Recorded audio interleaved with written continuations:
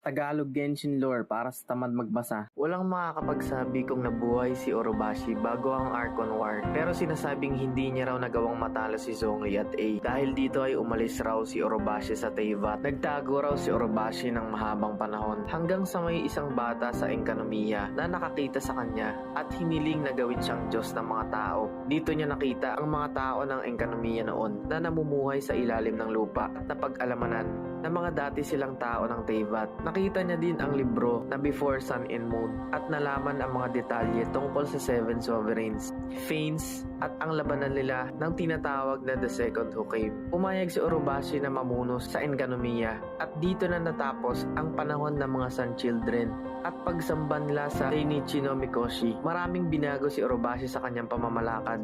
Isa na rito ang pagbabago ng wika ng mga taga-Enkanomiya at pinangakuan niya itong tutulungan niyang maibalik sa lupa